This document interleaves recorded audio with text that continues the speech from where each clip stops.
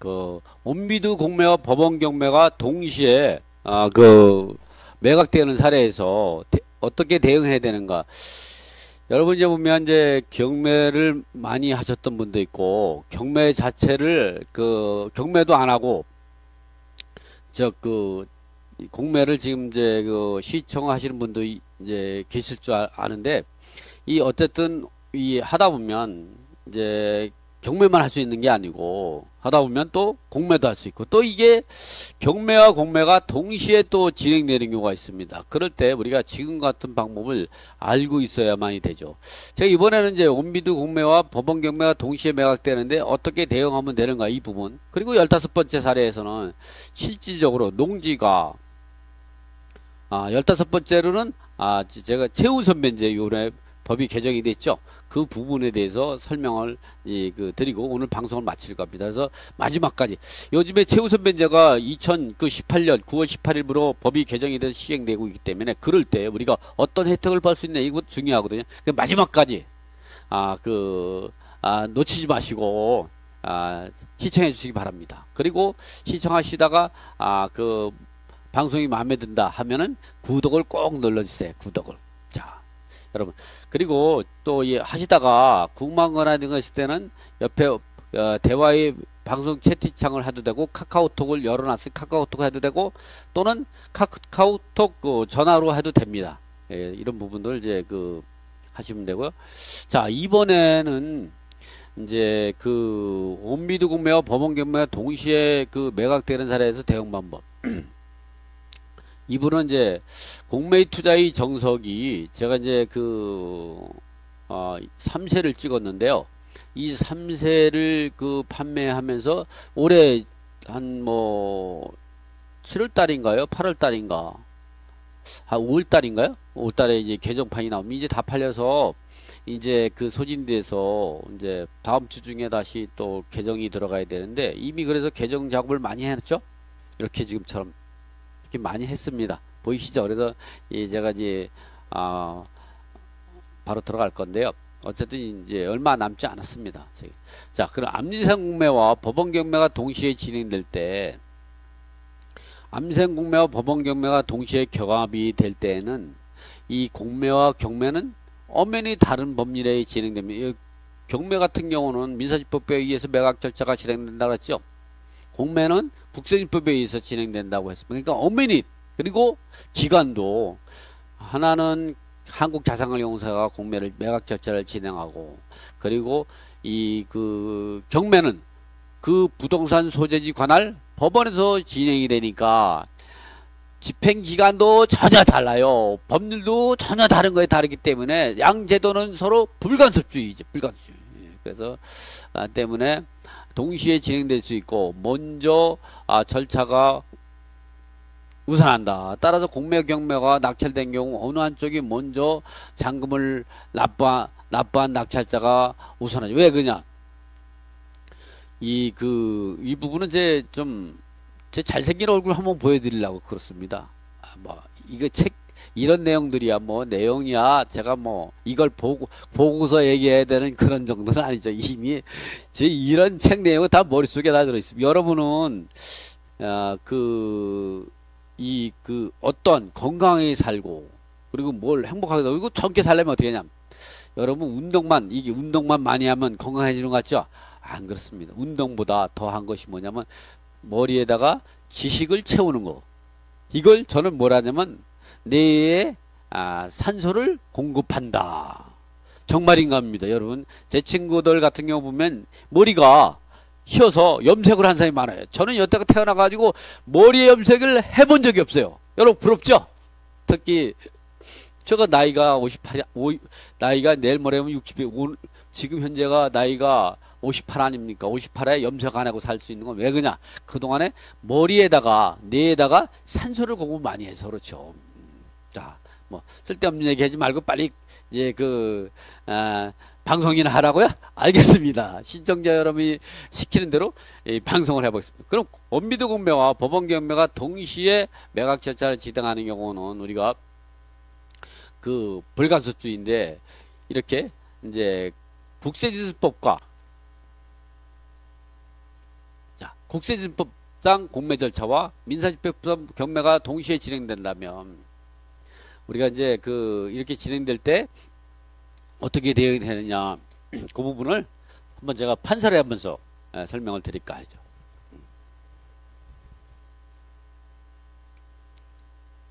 그래도 책에 있는 내용은 여러분은 읽기 싫죠. 여러분이 건강해지려면 머리에다가 뇌에다가 산소를 공급해 줘야 되는데 여러분은 그걸 싫다. 그러니까 여러분이 그래도 여러분은 제가 사랑하는 시청자 여러분이니까 제가 산소에 뇌에 산소 안 들어도 제가 좀 쉽게 가르쳐 드리죠. 우리가 소유권을 취득한다. 경매와 공매 중에서 소유권을 이제 어떻게 치르 소유권. 공매와 경매가 동시에 진행된다면 누가 소유자가 되느냐. 이러한 거를 결정하는 것은 우리가 민법에 있습니다. 민법 제 186조. 우리가 다른 건 몰라도 이게 186조, 187조 정도는 우리가 좀 알아두면 좋죠. 187조. 이거는 186조는 일반 매매에서 소유권 이전 등기를 해야 소유권을 취득하게 되는 거죠. 그래서 이거는 일반 매매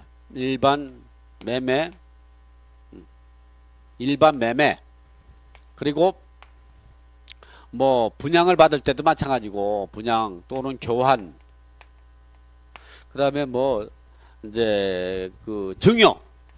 여러분 부모님이 재산이 많으면 또 증여도 해주고 그러죠. 살아서 주는 걸 증여라고 합니다. 돌아가서 주는 거를 상속이라고 하죠. 그래서 민법 180조는 이제 건물을 신축했을 때 등기 없이도 소유권을 취득한다 그러죠. 신축할 때 원시취득입니다. 요 개념은 원시취득이 되죠. 신축, 건물 신축.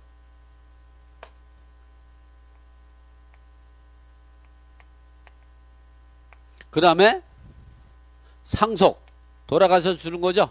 이럴 땐 돌아가시면 상속 등기 안 해도 자동으로 돌아가신 분이 부동산을 아파트를 가지고 저승에 가지 않잖아요.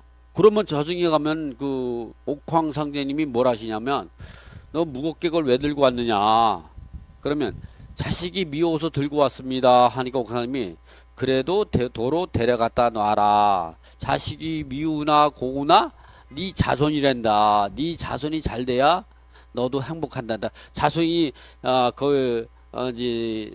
이승에서 못 살고 네가 그렇게 행복하겠냐. 이렇게 해서 다시 갖다 주라서 다시 돌려주죠. 그래서 다시 가져오죠. 그래서 못 가져갑니다.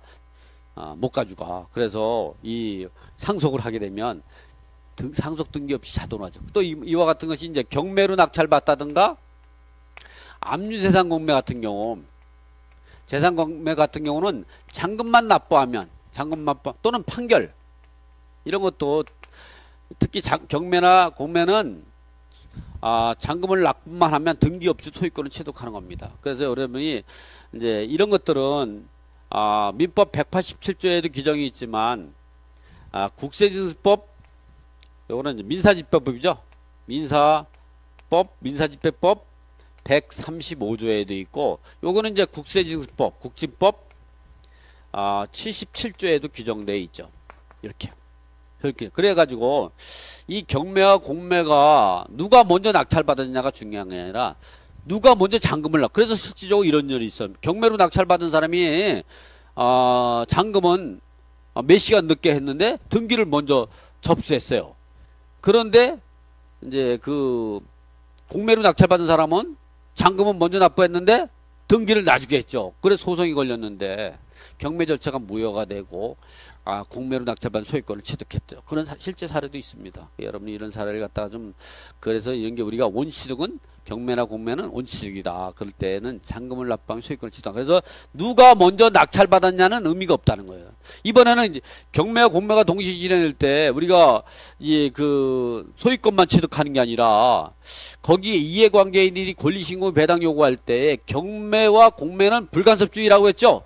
왜냐면 경매는 민세지법에 의해서 법원이 진행이 되는 거고, 공매는 한국자산관리공사가 국세무이 진행이 되기 때문에 전혀 불간섭적이죠. 그래서 어느 한쪽에서 낙찰 매각이 되면 다른 기관이 중지요청서를 보내죠. 그래서 예를 들어 경매에서 매각이 됐다. 그래서 낙찰자가 잔금을 납부하면, 그리고 공매 집행기관에다가 공매 중지 요청서를 냅니다. 그러면 공매에서는 공매 해제를 하죠. 그리고 공매 공고 등기는 경매 진행 절차의 말소 기준 권리에 의해서 촉탁으로 지워지게 되고, 반대로 이번엔 공매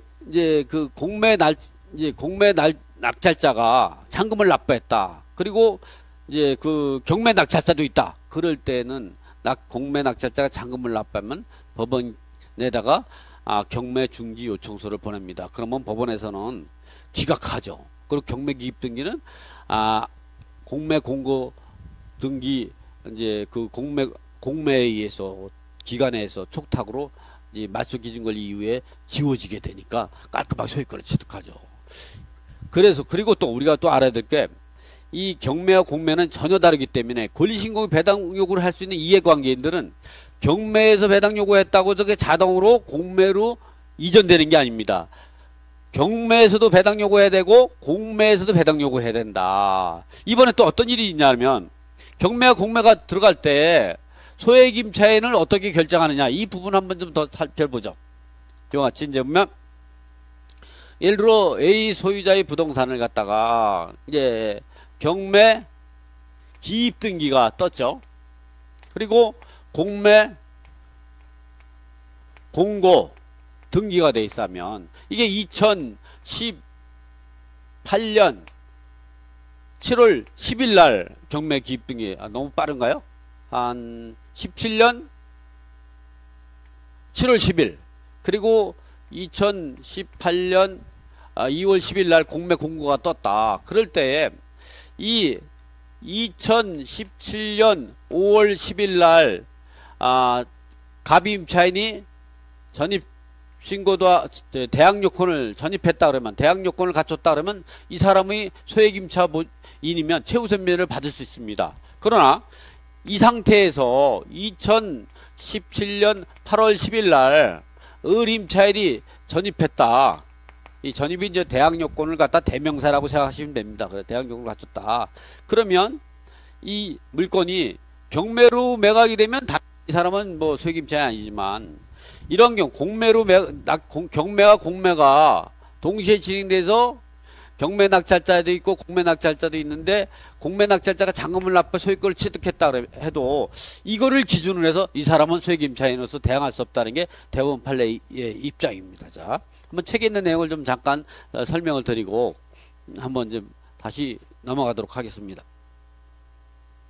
이와 같이 이제 보면, 책에 보면 이렇게 경매 기입 등기 이후에 전입한 임차인, 또 공매 공고 등기 순위로 소액임차인이 판단됐다면 어떻게 되냐, 이 등기부를 보면 근저당이 이제 말소 기준 권리죠. 그 다음에 경매가 4번으로 해서 2015년 5월 15일 날 경매 기입 등기가 돼 있고, 또 공매 공고 등기는 언제냐, 2015년 10월 20일이 됐죠. 그럴 때 3번에 해당되는 임차인은 소액임차인 최우선 받을 수 있습니다. 압류효력에 대항할 수가 있는. 그러나 경매 기입 등기 이후에 입주한 임차인 같은 경우는 이것이 경매로 매각이 되든 공매로 매각이 되든 누가 낙찰 잡든 이 소액임차는 대항할 수 없습니다. 그러니까 한번 압류효력이 발생하게 되면 그 이후에 경매로 공매로 매각돼도 그러한 이것이 경매로 또는 공매로 매각돼서 소유권을 취득하게 된다는 것을 알고 참여하게 된 이해관계를 봐가지고 소액임차인도 최우선매를 받. 그것은 경매 기입 등기에 압류효력이 저촉을 받은 소액임차인은 소액임차인에 해당되더라도 최우선 변제권이 없다. 그렇게 하게 된다면 압류 이러한 이유는 이 경매 기입 등기가 압류거든요. 압류효력이 저촉을 받아서 그렇습니다. 자, 이와 같이 이제 보면 여러분이 이제 온비드 공매와 법원 경매가 동시에 매각될 때는 여러분은 이렇게 하십시오. 제가 하나 재미난 얘기를 하는데, 제가 이제 한 10년 전인데 어떤 일이 있었냐면요. 제가 이제 경매로 이제 그 먼저 낙찰받았는데 물건이 좋아서 좀 높은 가격으로 써서 근데 그 물건이 공매도 진행돼서 경매로 낙찰받은 고 또 공매로는 그보다 낮은 가격으로 입찰 들어갔는데 1등을 했습니다. 그러니까 이 경매로 낙찰받은 건 잔금을 납부하지 않고 공매로 이제 낙찰받은 거로 해서 잔금을 납부하니까 이 공매 집행 기간에서 경매 중지 요청서를 보내니까 아까 같이 기각 처리되고 경매 기입들은 말소되고 이제 경매가 기각이 되니까 입찰 보증금 돌려받을 수가 있는 거죠.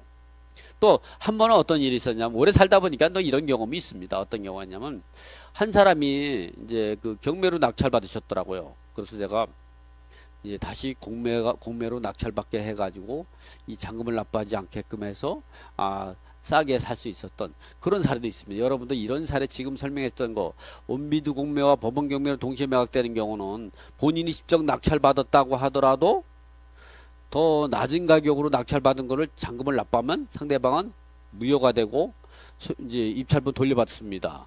또 다른 사람이 낙찰받았다 경매로 내가 공매로 낙찰받아서 빠른 시일 내에 잔금을 납부하면 내 것이 되는 거지 경매로 먼저 낙찰받은 사람이 소유권이 되지 않는다는 사실을 이제 알면서 요 14번째는 이거로 마치고요.